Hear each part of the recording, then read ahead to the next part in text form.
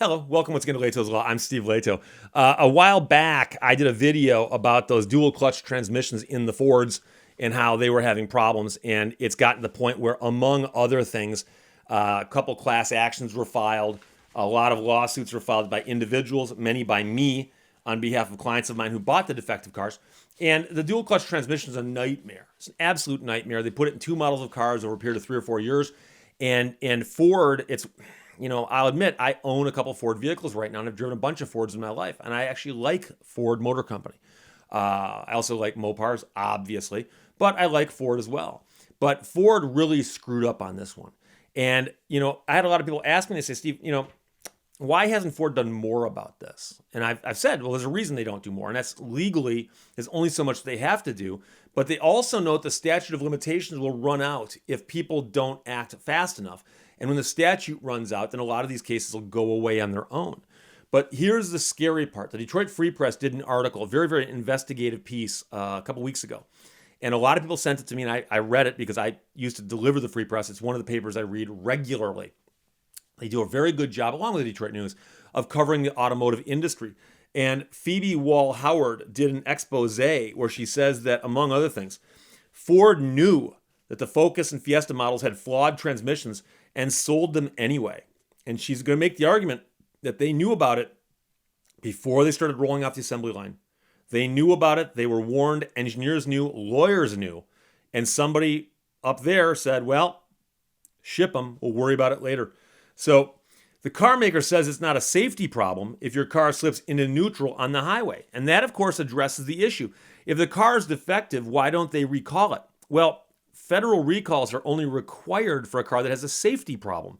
And they say, well, this car has a problem where it jerks into gear, or it slams into gear, or it sounds like it's slipping or feels like it's slipping. I've driven one. And you're at a light, you step on the gas, car doesn't go anyplace. All of a sudden it jams, like that.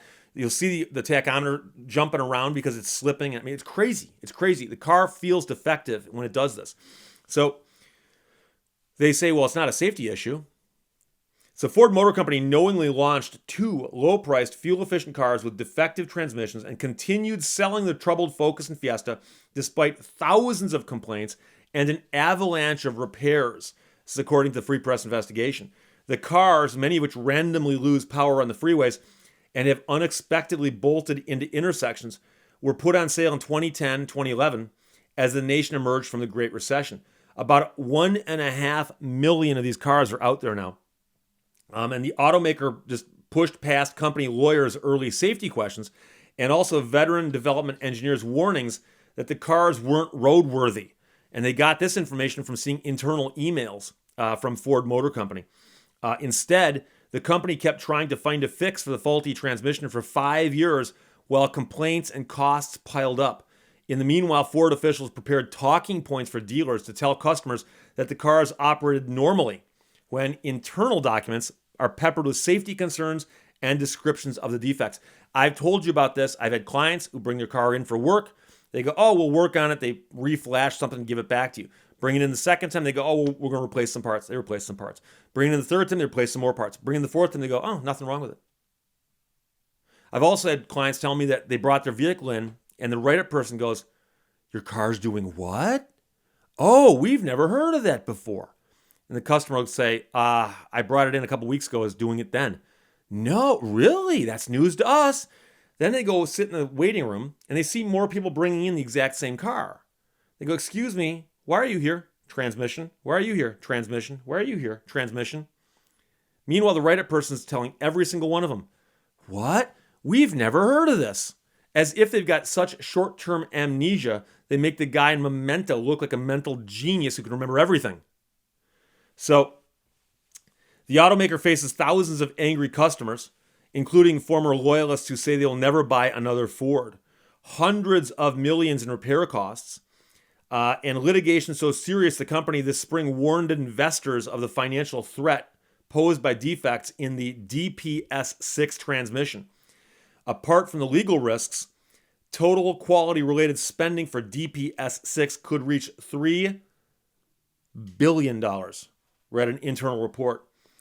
In a statement Wednesday to the Free Press, Ford said conversations during development about challenges common to innovative new technology were normal exchanges. After the new transmission was on the road, other problems developed. We acted quickly and determinedly to investigate the problems.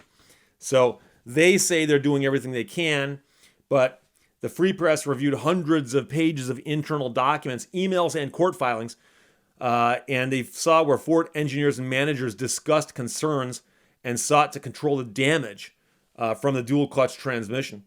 The Free Press also analyzed consumer complaints, finding accounts of 50 previously unreported injuries among the 4,300 entries about the unreliable transmissions, I'm assuming at NHTSA.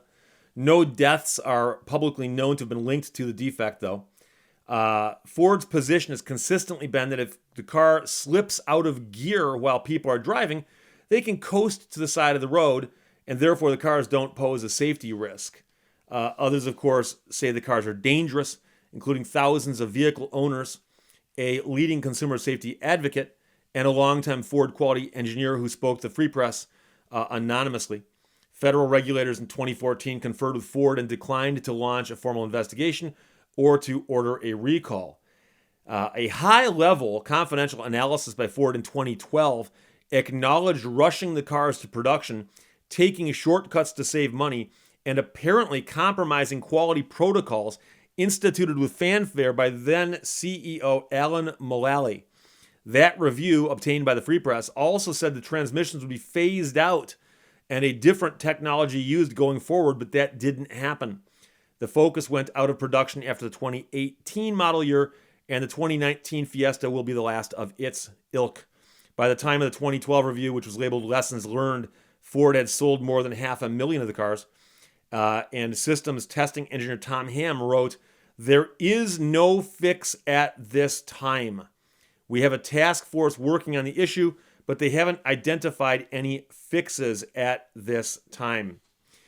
Ford had known for some time transmission had significant problems, and on August 31st, 2010, 6 months before the Focus hit the market, product development engineer Tom Langland emailed colleagues and supervisors describing a nasty launch judder, Judder, technical term meaning the car does this as it pulls away from a light. That's intense vibration from a stop that did not clear up after many miles of driving.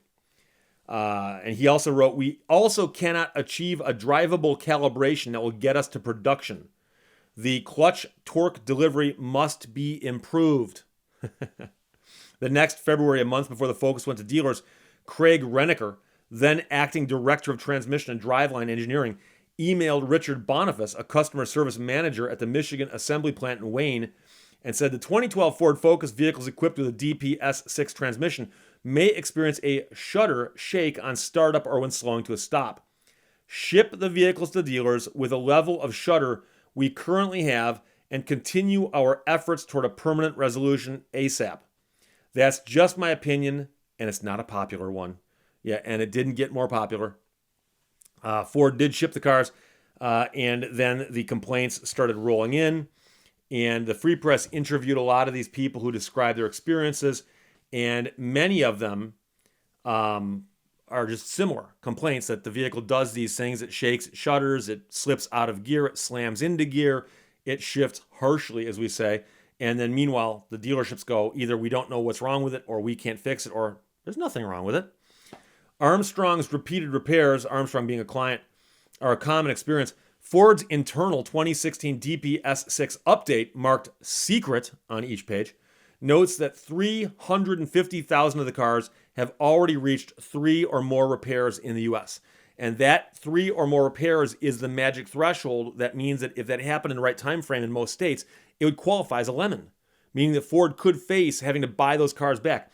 350,000 had reached that point by 2016. Now, here's the thing.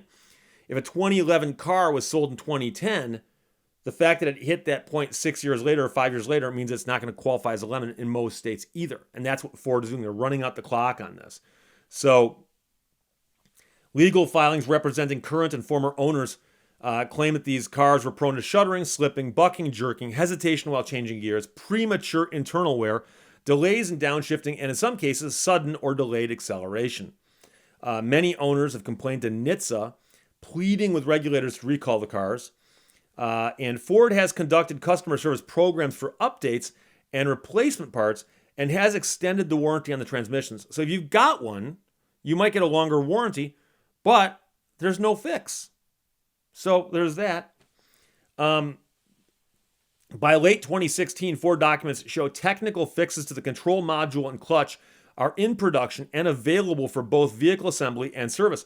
But supply of the parts was thousands short of what was needed for replacement. Some owners have gotten new DP-S6 transmissions under warranty that have not solved the problem. So it's one of those strange situations that they'll say, oh, you want a new transmission? We'll give you one, but we don't have them in stock.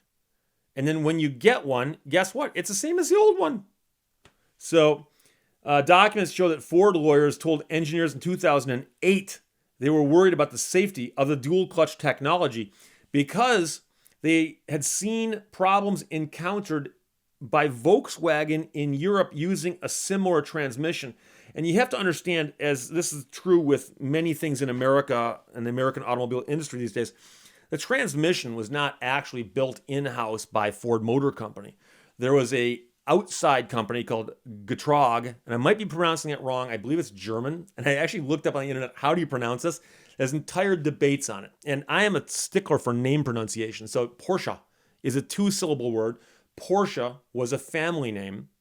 And there's a guy in Germany years ago named Porsche who started a company that built a bunch of things, including cars. So Porsche is a family name. Now, Getrag, I'm not sure where the name comes from, other than it's the name of a company that built transmissions. They actually built the transmission in one of my Dodge Chargers, the little ones that I had back in the 70s and 80s, or the 80s. But they also built this dual clutch transmission. And so what happens these days is the big automakers, they're the ones who sell the cars, but many of the components or systems inside there are built by and designed by outside vendors and suppliers. And that's common for things like, dashboards or I'm assuming the electronics or, stereos and to some extent transmissions. And you'll hear about this. And so in this situation, presumably somebody at Ford went to Getrag and said, hey, here's what we need. We need a transmission that's going to fit in this space. It's going to be mated to this type of engine, and it's going to be putting output this way or whatever configuration it is. But we need it to fit in this space and work thus. And they'll give them a whole bunch of specs. And I'm really simplifying this for a reason, because I want people to understand what I'm talking about, as opposed to arguing with me about the insights of an inside technology of automotive companies. But they'll say, it's got to fit in this space and do these things. And so when Getrag came back and said, look, we've got a dual clutch transmission that'll do that, and they turned it over, Ford will take that and put it in a prototype and test it. And they might also put it on a bench and test it. And they might do all kinds of other tests on it. That internal testing they did appears to have, according to the expose by the Free Press, have revealed problems before the car went into production and before it was sold to the public. And that's the problem. What happens then? And the real issue here is the lead time. So right now, at Ford, GM, and Chrysler, they're not designing the 2020 cars. Number one, 2020 cars are already being sold, okay? But the 2020 cars started out being thought of years ago. There's people who do this planning so far in advance. And it might start with a show car or some sketches somebody does and say, hey, look, this would be a really cool way to update this car. But that sketch might get drawn 5 or 7 years out. And then what will happen is that futuristic thought, that fantasy that some designer has, and then the present day car, there's going to be a line between the two. And the present day car might get updated and changed, but somewhere down the road, someone's going to say, okay, let's start building the 2025 car. Okay? And they're going to start putting together the various things, the dimensions of it, and so on, and the various metrics for it. How much is it going to weigh? What kind of mileage do we want it to get? How tall is it going to be? Then they're going to say things like, what are the safety factors? What happens if we flip the car upside down and crush the roof? How strong will the pillars be? The number of things that go into a car. It is surprising they can build cars at all. Okay, and don't get me, I'm not downplaying the complexity of this. Okay, But somewhere along the line, somebody somewhere should have realized that this transmission we're getting does not do what we need it to do. But apparently, the person who first realized it too late, because they said, we've already done all this engineering to get to this point. Do we actually put the brakes on this and say, hang on, we can't launch this car now because we've got a major problem with the transmission, which might require us to retool that space or get a different transmission that fits in there? And presumably somebody said, well, that's what we'd like to do. We haven't got time. Or it's going to involve us changing that configuration or that space that the transmission's got to go into. So somebody said it can't be done. So they then said, okay, plan B is let's ship the cars and hope we can come up with a fix. We've got the brightest minds in the business. And guess what? That's what we're going to do. They ship 1.5 million cars without a fix. They still don't have a fix. And they might never have a fix. And that's a problem that does occur in real life. And at business schools, they talk about this, about how, someone will come to you and go, here's the problem, give me the solution. And it can be a trick question. There might not be a solution. There might not be a solution to that problem. You may have to reframe the question or reframe the problem. And here, can you fix this transmission? No. The only way to fix it is to get rid of it and get a different transmission, which of course at that point you're not fixing the transmission, you're replacing it. Can you replace the transmission? You might not be able to because of the other things that go around it. So there might not ever be a fix. The question then becomes, what's the solution?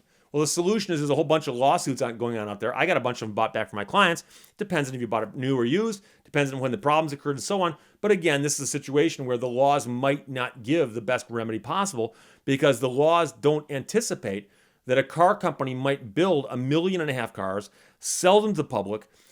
They're not unsafe in the NHTSA sense, but they are defective in the consumer sense. But many of the defects occur outside of the warranty. And most of the laws involving automobiles in America regarding consumer goods involve warranties. And so the warranty laws themselves might not be good enough on this. They might not be. And I recognize that. So the point of this video is simply that the Free Press article is a wonderful thing. It's 20 some odd pages long. I'll put a link to that below because I can only summarize it here. But it's a very, very interesting and telling article. Ford knew Focus Fiesta models had flawed transmissions, sold them anyway, by Phoebe Wall Howard. Questions or comments, put them below. Let's talk to you later. Bye-bye.